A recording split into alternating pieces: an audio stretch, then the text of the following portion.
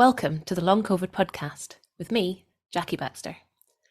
I am really excited to bring you today's episode. Please do check out the links in the show notes where you can find the podcast website, social media and support group, as well as a link to buy me a coffee if you are able.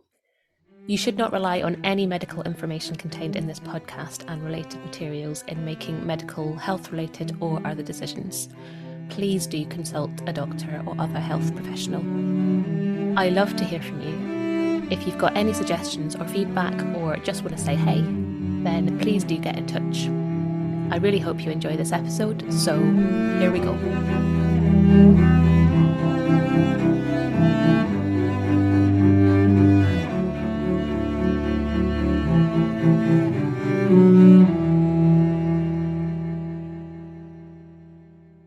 Hello and welcome to this episode of the LongCovidPodcast. I am delighted to welcome my guest today, Viola Sampson, who is a registered microbiome analyst and certified health coach with special interest in chronic fatigue syndromes, including long COVID.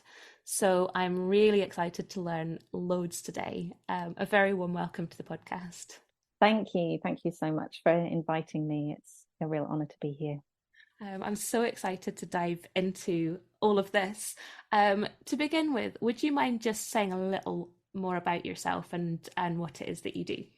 So I'm a microbiome analyst, as you said, and what that looks like is providing treatment plans that are tailored to someone's individual microbiome profile. And we might talk a little bit later about what that actually means. In terms of my background, so my original training a long time ago now was in medical biosciences. I went on doing lots of other different stuff, but after a short kind of research career.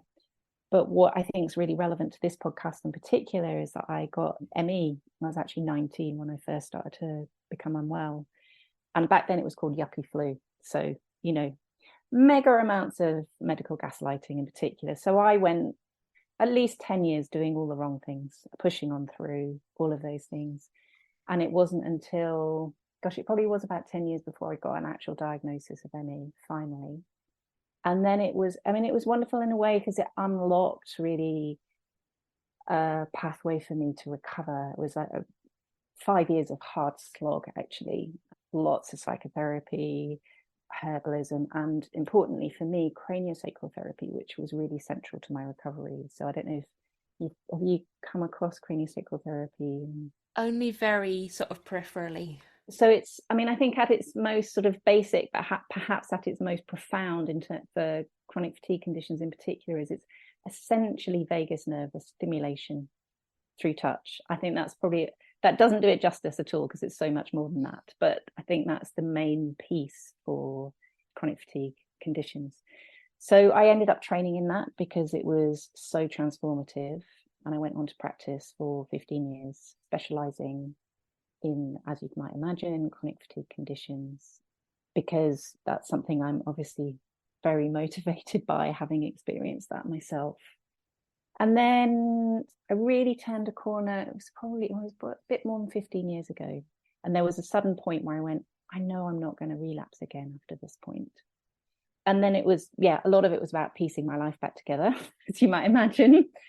One of the things that persisted, though, that also preceded my journey into ME was lifelong gut symptoms.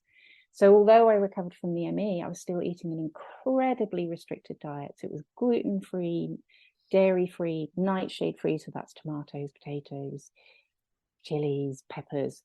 And if I had even small amounts of those things, I would be on the floor in agony for several days. And it would take several weeks for my gut to recover from even, like I say, a small amount of one of those things. So I guess I got really fascinated in the microbiome because of that. And I started testing my own microbiome. And the first test came out in sort of 2015. And then I started experimenting on myself and any willing friends.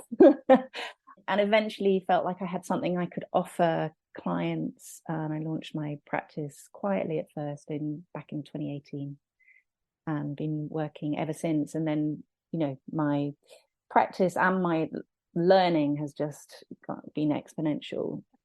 So that's where I am today, working online with clients around the world, and I guess ended up specializing again in fatigue conditions, long COVID in particular, because I do think the microbiome is a really important part of that picture for some people. And my waiting list got way too long 2 years ago. And so I eventually set up a group practice, and I now work as part of the team with the microbiome group. So that's associates are all trained in my approach, and we collaborate literally every day. We're talking to each other online about cases we're working on. So it's been an amazing journey, really. Yeah, that does sound incredible. And we were talking a little bit about this before we started recording, and how you've sort of turned something that was obviously a horrendous experience into something where you're now using what you learned there to help other people. And I think that's incredible that you've done that. So yeah. First, would you mind just giving a little bit of an explanation about what the microbiome actually is and kind of what it does? Great question to start with. Absolutely. So I think when people talk about the microbiome in general terms, and it's out there a lot, isn't it, nowadays, they're usually talking about gut bacteria. Now, the microbiome, well, there's the field microbiome, there's the bee microbiome, there's the oral microbiome, there's the skin microbiome, and there's the gut microbiome. So microbiome means it officially means the genetic material within the community of microscopic life forms living in a particular place. So usually what we're talking about is the gut microbiome, and actually what we tend to be talking about is bacteria, because that's best studied and most understood.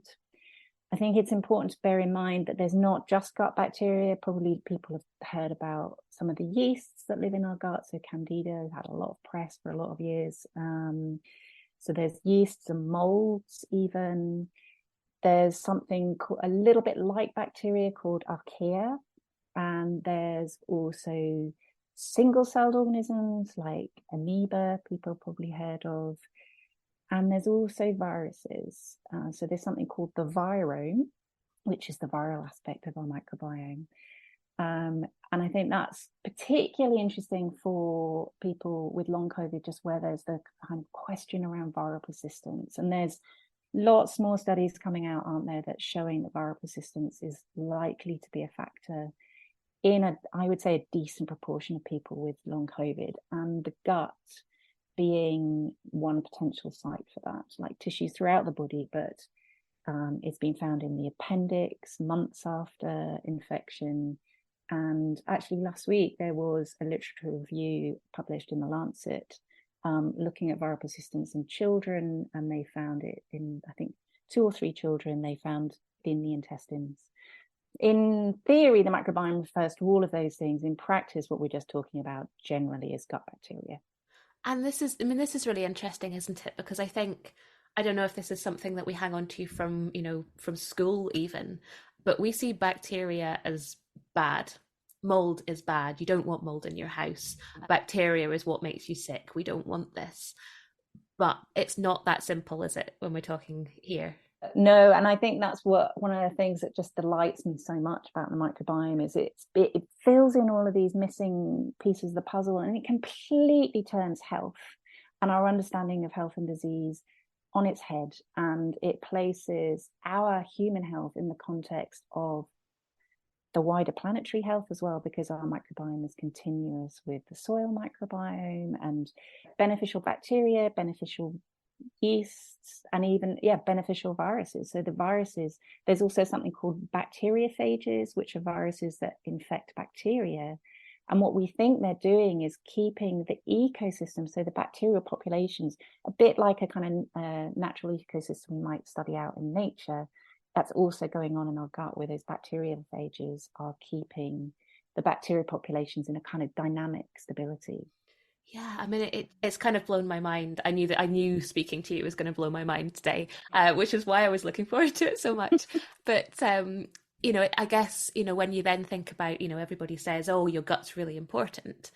When you think about this kind of delicate balance and this whole like ecosystem that exists in there, you can kind of understand it's not just you got to eat well. It's, you see why it's so important, isn't it? But also maybe why it can be so difficult to get it right. Yeah, and I think, I mean, it's also a beautiful thing coming into relationship with your microbiome, because you're tending, it's like you're kind of gardening, I suppose. It's like you're tending this incredible ecosystem, and including your oral microbiome, your respiratory microbiome, but yeah, particularly the gut microbiome that's getting a lot of focus nowadays. We'll be right back. I'm interrupting myself for a second to tell you about long COVID breathing. The fabulous Vicky Jones and I have teamed up to bring you long COVID breathing. We are both passionate about sharing our expertise and experience of the breath and how incredibly helpful that can be with long COVID. We've worked together to develop a course that is specifically tailored to those with long COVID. It's a 6-week course with 12 sessions, all delivered online. The community feel and learning that we're all sharing is such a joy. To find out more information and to sign up for our courses, workshops and other shorter sessions, please check out the link below, longcovidbreathing.com, or email longcovidbreathing@gmail.com to start your breathing journey with us.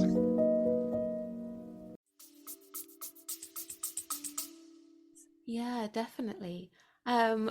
We could talk for an hour just on this, I think. But it would be lovely to kind of talk about how this relates to, I mean, I suppose we're talking specifically long COVID here, but I think there'll be a lot of crossovers with other chronic conditions as well.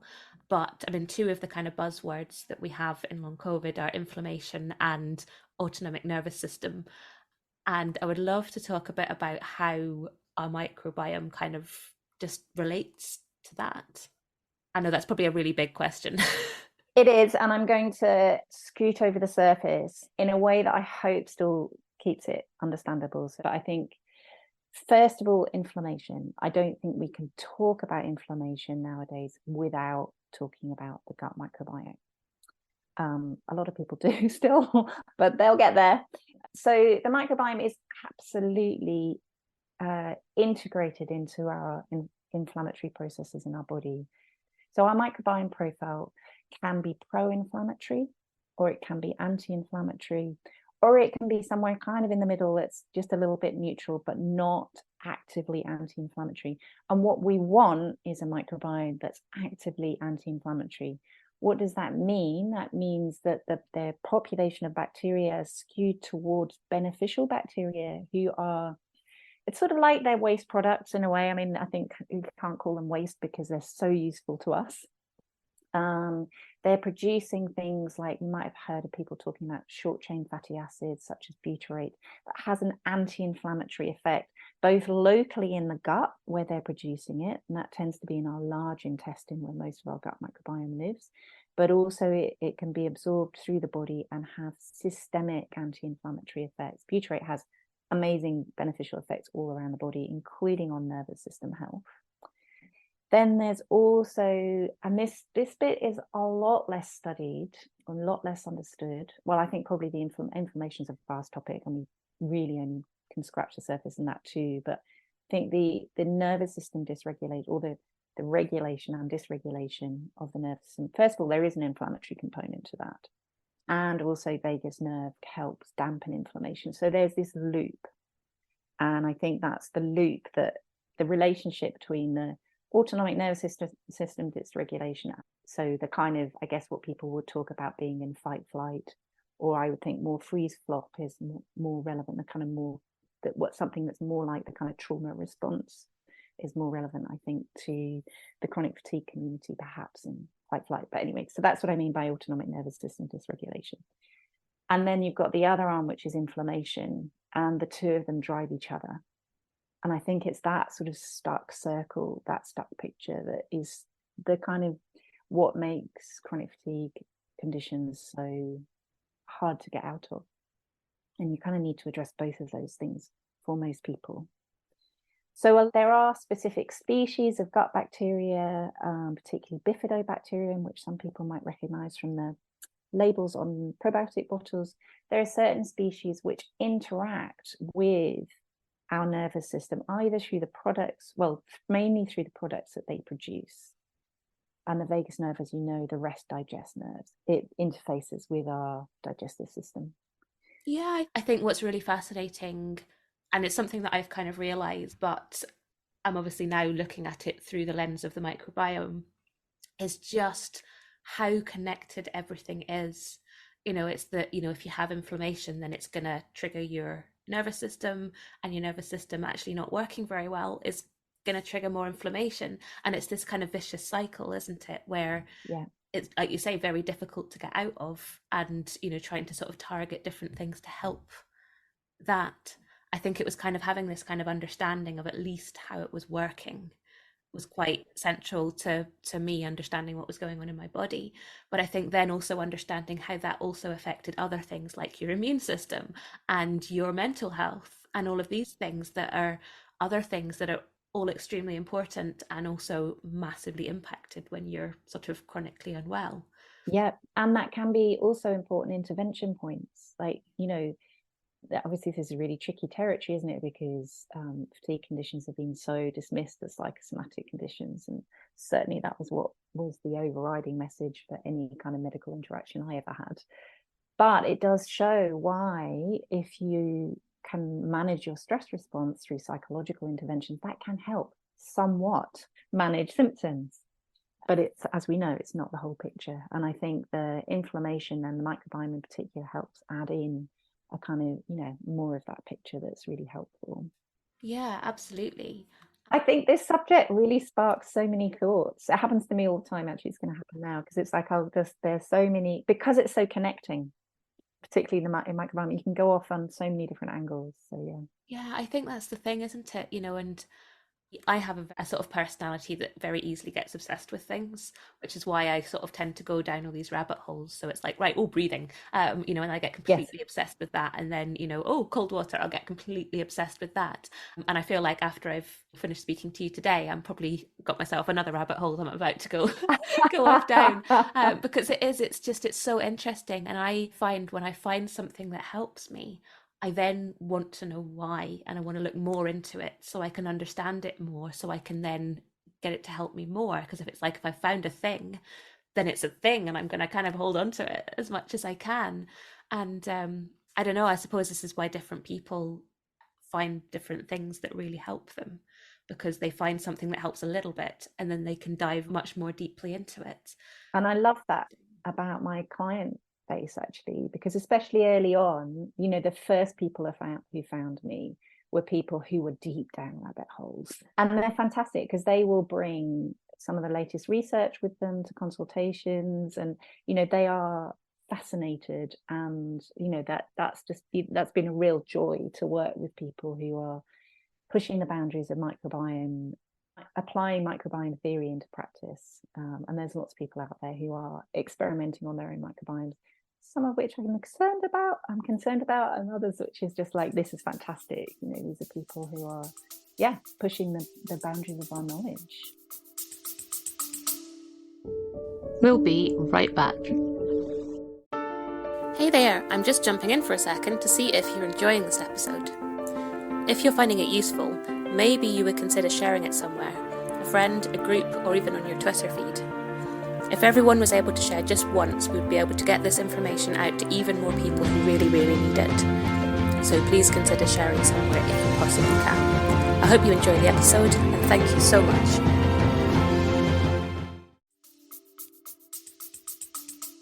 Yeah.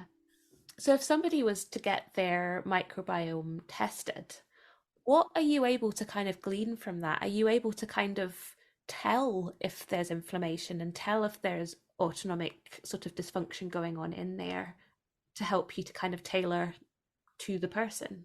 That's such a brilliant question. So I think the first thing to say is we're still working with the very tip of the iceberg in terms of knowledge. I think what's unusual about our practice at the microbiome group is that we use whole microbiome testing. That's whole bacterial profile. Whereas there's a lot of practitioners who've now started working with the gut microbiome who are using very limited tests. So they might test maybe 30, 40 species, or the Zoe app their kind of high number of species diversity, something like 150 for me.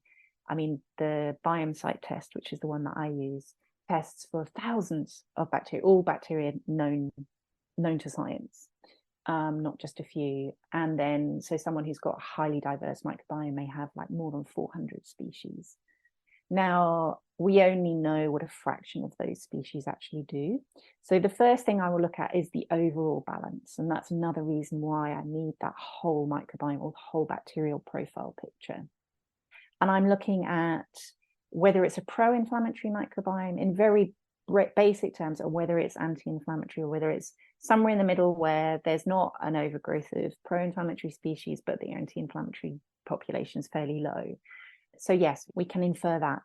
What we can see is presence. We can't necessarily see, well, we can't see their behavior. There are other tests that we can look at for genetic expression, but those tend to be much longer lead times and much more expensive, and therefore harder to use usefully in clinical practice, whereas we look at just the kinds of bacteria that are present, and then certain cases I will dive into that extra detail as needed. So there's certain bacteria that have that they're referred to as gram-negative. So their cell membrane has got something called LPS in them, lipopolysaccharide, which has just a kind of passively inflammatory effect on the body. Locally in the gut, if there's too many of them there, but also then if the gut is inflamed, it starts to kind of leak out. It becomes more permeable and it starts to leak out the LPS. So it has systemic inflammatory effects. So that's what we'd expect to see to be happening with someone who's got like fatigue, like kind of brain fog, fatigue, that sort of thing. So that's how that relates, and aching joints and chronic pain. And then what we've seen in the research, but what I've seen in my practice, but we don't necessarily have microbiome tests for people before they come to see me and before they got sick. But what we've seen in research where they have been looking at the impact of SARS-CoV-2 on the gut is that the virus itself pushes the microbiome into a pro-inflammatory state. So it seems to enhance the growth of certain species. And so if you've gone into it with a gut microbiome that's not especially robust, that hasn't got a strong anti-inflammatory population, you're much more likely to be pushed further along that. And we certainly saw that with people who were most susceptible, most vulnerable to severe COVID. So when they first listed those groups, you know, cardiovascular disease, diabetes, all of those different groups, many of those had in common was a pro-inflammatory microbiome. So they were like actively pro-inflammatory and missing the anti-inflammatory species, or the populations of those being really low, which is why like many people in the kind of wider ME community spotted long COVID coming along. And shout out to any people who are longer term kind of chronic fatigue community listening to this podcast. And so I ended up setting up a case study. It was back in August, September, to try and actually study what was happening in the long COVID microbiome. So I enrolled 6 people in to see if we could actually intervene using microbiome interventions. And that obviously that information just got carried forward into my practice. So we do see that COVID does seem to favour the growth of certain species. And I'm actually going to do a podcast. I promised my testing company, Biomsite, to do a podcast exactly on the microbiome changes. So I'm not going to go into that today because I think that's way beyond most people's listening capacity here. But for people who are already testing their microbiome, I'm going to go into more detail on that. And I've got blogs on my website that summarize some of the latest research, both for long COVID, but also there have recently been some fantastic studies published on the microbiome and ME. Yeah, I mean, that's fascinating, isn't it? I mean, like you say, most people who were kind of quote unquote healthy individuals before getting long COVID probably won't have any idea how their microbiome was functioning, because they were functioning and they were fine, or they thought they were fine, so they wouldn't have given it a second thought. I don't think I even knew what a microbiome even existed, let alone what it was, until sort of more recently. So I suppose it will be quite difficult to kind of compare long COVID microbiomes with previous microbiomes. Yeah. But you seem to be suggesting that it's likely that certainly quite a few people, their microbiomes maybe weren't perfect beforehand. So, I mean, I've got various hypotheses about this from working with now hundreds of clients with long COVID and fatigue conditions. And there seem to be, I would say, certain groups where there may have been predisposing factors. Now, I think we have to heavily caveat this with, these are people who have found me. So they had some kind of interest in the microbiome, which means they possibly had longer term gut conditions anyway. So they are, the medical term would be overrepresented in my client group. That makes them sound unwelcome. They're not, they're hugely welcome. They're not overrepresented at all. But so I would say one of the big factors is slow transit time, constipation, bloating. So anyone who's got a diagnosis of IBS-C, and anyone taking PPIs, and that would also include antihistamines that suppress stomach acid as well. So that makes the small intestine vulnerable. It lowers stomach acid that keeps our small intestine, one of the things that keeps our small intestine healthy. It's kind of a complex cascade of relationships that I'm not going to go into. But we do know that people who are on PPIs have a very, very high risk of developing something called SIBO, or small intestinal bacterial overgrowth, SIBO, which often gets a diagnosis of IBS in the kind of conventional medical world. So that's one group of people. And then there are others who maybe through diet, lifestyle, other kind of factors have had their anti-inflammatory species reduced. So I've had several clients who took antibiotics within 6 months of developing long COVID, or in 6 months of getting the COVID infection in the first place. So I think those are all important predisposing factors. And then there are others, like we know ADHD is a risk factor for long COVID, and often that goes with the ADHD picture is a histamine picture as well. So that kind of MCAS, mast cell activation syndrome type of symptoms. I mean, that's really interesting. You'll be able to tell me much more about the sort of histamine and how that's related. But there was definitely something that I saw relatively early on that said that people who suffered more severe hay fever were more likely to get long COVID. And I was someone who used to get really bad hay fever. So I was like, oh, is this why I got long COVID? And, you know, I don't think the answer is as simple as that. But it was just made me wonder when you just mentioned about antihistamines having a impact on the microbiome. I thought, well, actually, I did used to take antihistamines for quite a lot of the summer. And I used to do that every year because it was the only way that I could actually function. So could that be related? There are different types of antihistamines. There's H1, H2 blockers. One targets the receptors within the gut and the stomach in particular, and that has the effect on the stomach acid. The more commonly ones taken over the counter, not needing a prescription, target the histamine receptors elsewhere in the body. So that's not so much a factor in terms of the medication. I would think we might find things out later about how that interacts with the gut microbiome, but we know that the gut microbiome also has a really important role in stabilizing our mast cells. So we've got mast cells that line the gut, they're throughout the body, they line the gut, and there are other ones that particularly destabilize mast cells. So that those species often come up in testing. And also, interestingly, in the recent ME research, they were also shown, and it's those small intestine, those bacteria that like to colonize the small intestine.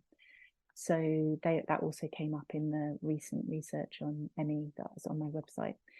So it's all these different things are kind of falling into place, and it's early days to be working with this stuff. And I think it's a huge privilege really to be taking this really new knowledge and working with it in practice. And there's some, I'm sure, conventional medics who would go, this is way too soon to even be doing this, but I'm like, but there is actually, it's having a positive impact. Like, who am I to be withholding this knowledge from patients?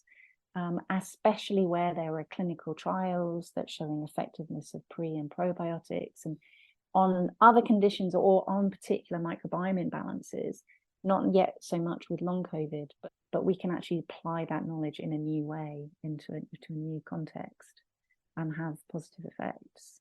Yeah, I mean, I remember somebody saying that it's a very exciting time to be in sort of medicine and in, sort of practicing in these sort of areas because of this new illness and all of these new people to experiment on, I think was the gist of it. And not that people are experimental guinea pigs, but I know.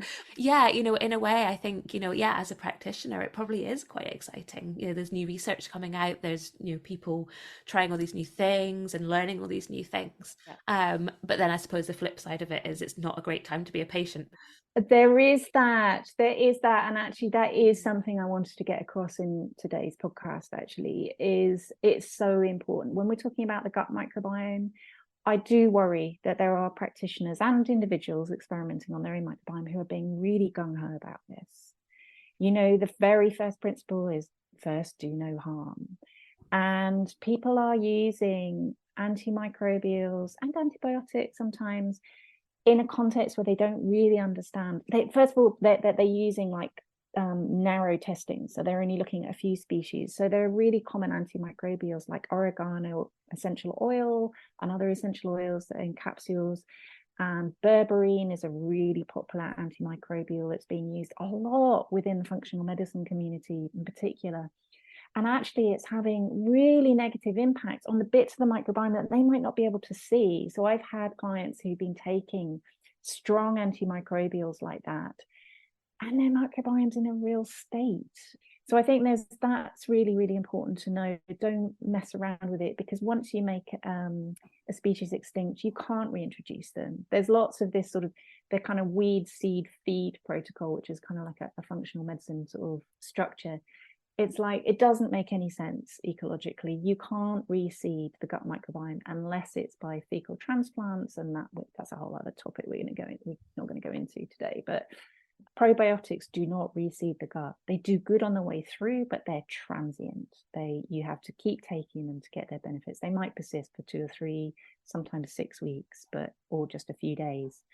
So yeah, don't mess around with it. And I think the other thing is focus on feeding up the beneficial bacteria, because it's those beneficial bacteria that keep the population healthy. So most of my work, and I think that's probably where it differs from not all microbiome practitioners, but differs from a lot of them, is focusing on something called prebiotics. So probiotics are the live beneficial bacteria.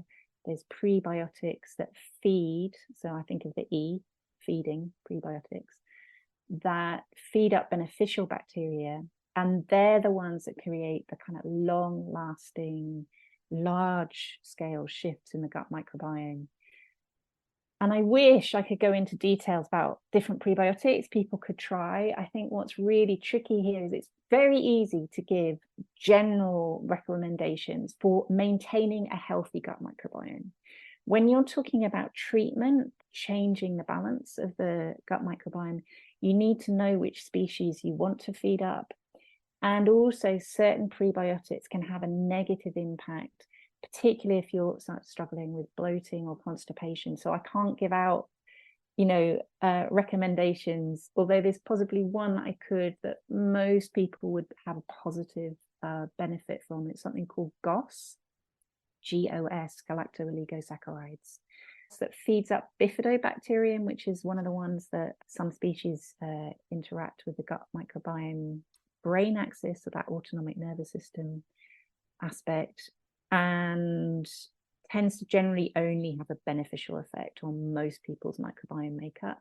And bifidobacterium seems to be one of the ones that's usually very low in clients with chronic fatigue.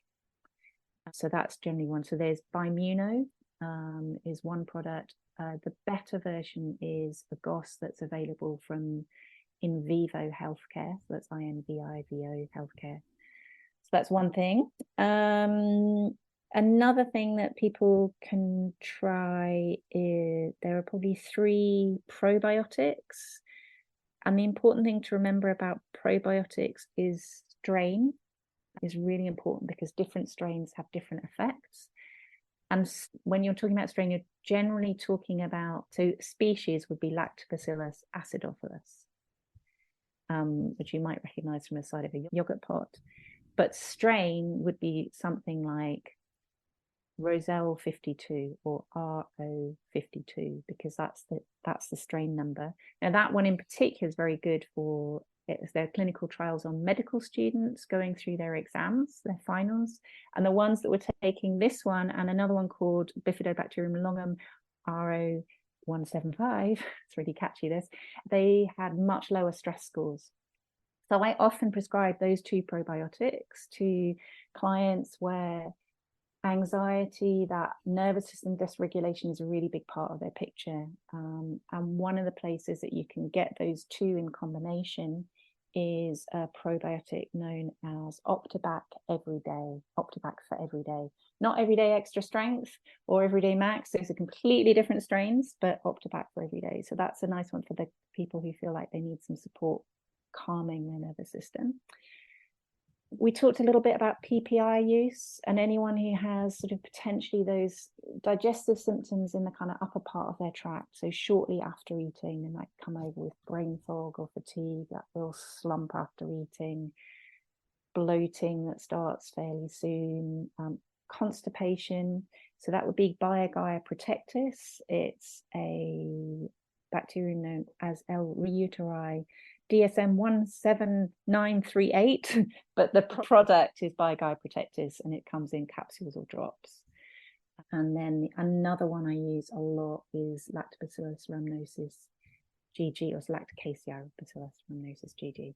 And the GG stands for the researchers who isolated this strain and studied it, and they found it actually in the gut, I think, of a healthy Swedish man. So thank you, healthy Swedish man, because this is one of the best studied probiotics, hundreds of clinical trials showing effectiveness in all kinds of conditions. But where it's super important for the kind of long COVID picture is it degrades histamine in the gut, or it certainly does in a petri dish, so hopefully does in the gut too. It has been shown to change markers of inflammation in the blood. And I mean, it's a great one for the respiratory microbiome as well. So it prevents viral infections and decreases the length of viral infections if you do get them. So it's a really, really wonderful probiotic. So I hope that sort of gives something kind of cramming in there towards the end of this, just some practical things that people can try. Some people have wonderful effect with the Biogaia protectors. It really helps speed up their transit time if they struggle with constipation. For a lot of people, it's not going to be enough on its own, but these are perhaps things that people kind of introduce as some additional support for their microbiome and for their health. Yeah, I mean, that's huge, isn't it? But what you were saying there about the one that would help, with viruses when we pick them up. I mean, this is something that has been a huge concern for me, and I'm sure is similar for many other people, is this kind of idea of, I'm already sick. What on earth would happen if I were to pick up COVID again, or even anything else? And I suppose this is part of, we can't avoid everything forever. So how can we make ourselves as healthy as we possibly can so we can deal with whatever life does throw at us? And some of that is going to be, viruses of whatever form they take. So yeah, that interests me on a personal level as well, just hearing that. Absolutely. And I think what's great about the rhamnosus GG is it has that capacity. And I think I just want to add to that, these are ones that are generally safe to take for people who have MCAS type symptoms. Sometimes they don't get on well with the Biogaia protectus, but a lot of them do. But the Optibac range is all tested to be safe for people with histamine issues, and the rhamnosus GG actively helps people who have also allergic rhinitis and things like that. So yeah, fantastic. I will make sure that when I do the transcript, I will make sure that all of those things are spelt correctly. So if anybody's sort of frantically trying to make notes and thinking, oh my goodness, what are all those numbers? I'll make sure that they're correct in the transcript. So But that's so helpful to get some kind of practical ideas, because I mean, I'm certainly thinking, wow, this is such a huge thing. I mean, even speaking as myself, and I'm saying, well, actually, I'm recovered, but I feel like I want to make myself as healthy as I possibly can. And I think this is something I need to look at, because, I think, again, this is something I'm coming to realize, is that nobody is 100% perfectly healthy, Absolutely. and everybody's health can be better. And obviously, when you have long COVID or chronic illness, you're looking at it in a completely different way, aren't you? You're saying, how can I get better? How can I make this hell that I'm living a bit less hellish? But yeah, I think, it's kind of realizing as well, as I've worked my way through it, that, well, I don't need to stop Yeah. trying to be more healthy when I'm calling myself recovered. So yeah, I'm totally going to dive into this. This is amazing. And that, that by the time we've got to midlife as well, our gut microbiomes have weathered an awful lot. Like, we've probably had several rounds of antibiotics for various things. We may have had a period binge drinking. We may have had a period eating junk food, or, lots and lots of different things impact, also, long-term stress or something like that, or illness, or viral infection that we also now know impacts the gut microbiome. So it does make sense to do that in a way, that midlife checkup, or earlier if we can, but to set yourself up for healthy aging as well. There's so much potential here for gut microbiome. Yeah, and I guess that's the exciting thing, is that it is evolving. And as time goes on, I guess, you people who understand, will learn more, and, will be able to sort of to share that knowledge. So as time goes on, there will be more knowledge about this. So I suppose, yeah, it's another reason to keep learning, I guess, isn't it? Absolutely. And that's one of the reasons I'm really passionate about conversations like this, particularly, and this is particularly targeted at the fatigue community, that I really want to have this information, but also my Instagram profile and blogs. It's like actually getting information out there, and importantly, free information out there, because obviously working with a microbiome practitioner is expensive. It's not accessible to everyone, especially if you're not able to work due to chronic illness. So, to actually have that information getting out there in responsible ways as well, I think is really, really important. Yeah, definitely. I think the only thing I haven't touched on is probably the importance of polyphenols, and that's colors and flavor in food, and therefore pleasure, which is another reason why I love it. It's like, yeah, a lot of the tips are about how to make food more delicious, because that it actually does nourish our gut microbiome. So I think the kind of diet that's now, there's so many diets out there, aren't there?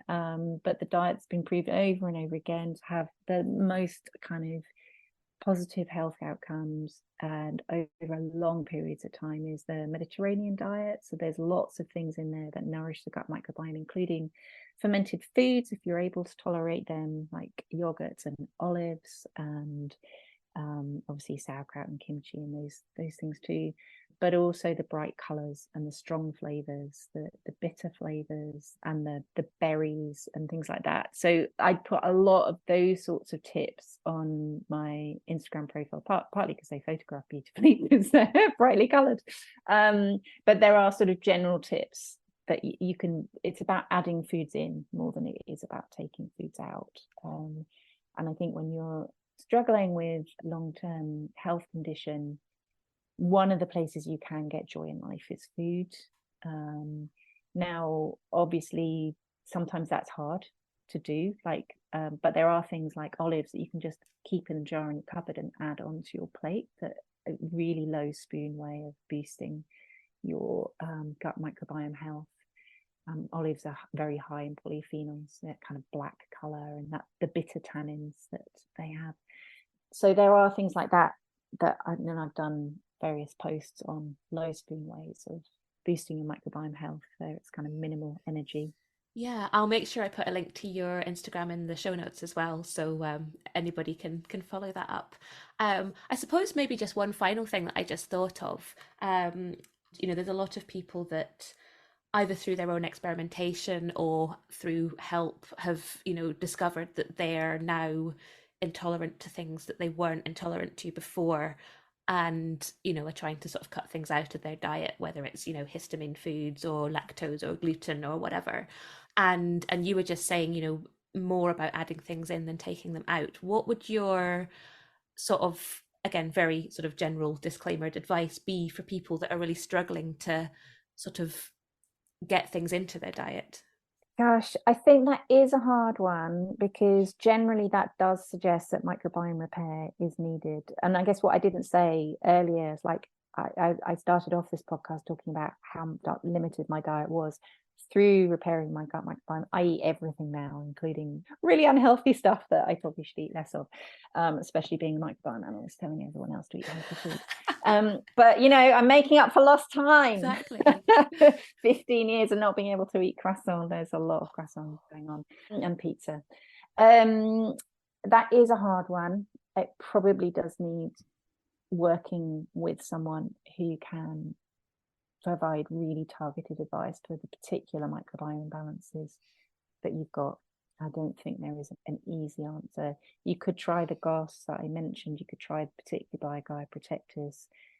That might be enough for a small number of people, but I imagine there's bigger microbiome shifts that need to happen before you can start reintroducing foods. And it's one of my favorite bits of my job, actually, is when someone comes with a very restricted diet and they come back a few sessions later and go, I can now eat this and I can now eat that. And it's just the mental load of restrictive diets and the joy of being able to expand your diet again is quite something. Yeah. Oh, that's amazing. Well, thank you so much for joining me today. This has been absolutely fascinating, and I have so many things I need to go and Google now. So thank you so much. I'll make sure that I drop a link to your website in the show notes. So again, if people want to follow up your blogs or with you, then they can do that. And yeah, thank you so much for giving up your time. Oh, look, it's been, like I say, a real honor to join you on this. I think it's an amazing resource that you're putting out there into the world. So I'm really delighted to be part of that. Thank you so much to all of my guests, and to you for listening. I hope you've enjoyed it, or at least found it useful. The Long COVID podcast is entirely self-produced and self-funded. I'm doing all of this myself. If you're able to, please go to buymeacoffee.com/LongCovidPod to help me cover the costs of hosting the podcast.